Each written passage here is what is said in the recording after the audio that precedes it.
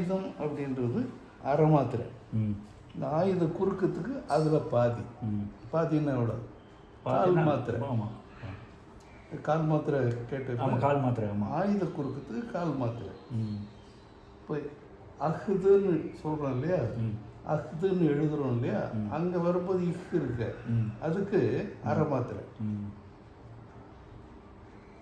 அஹ்ரிணை சொல்கிறோம் இல்லையா, அந்த இஹ் குற்றியல் வரும், அது ஆயுத குறுக்கும், அதனால் அது குறைஞ்சி வலிக்குது, அது கால் மாத்திரை தான். அஹ்ரிணை அப்படின்றது எப்படி உண்டாகுதுன்னு கேட்டால், அல் ப்ளஸ் திணை அப்படின்ற ரெண்டு சொல் சேருது. திணைன்னா பிரிவு, அல் திணை உயர்வு அல்லாத பிரிவு.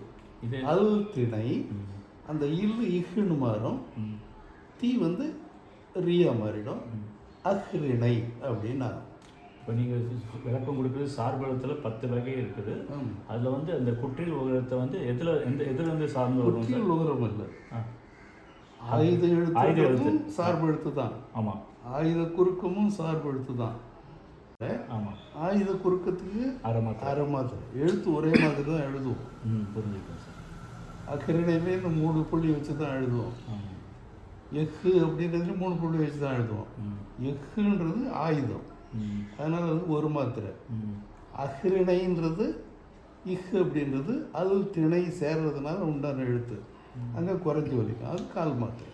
சரி சார், புரியுது.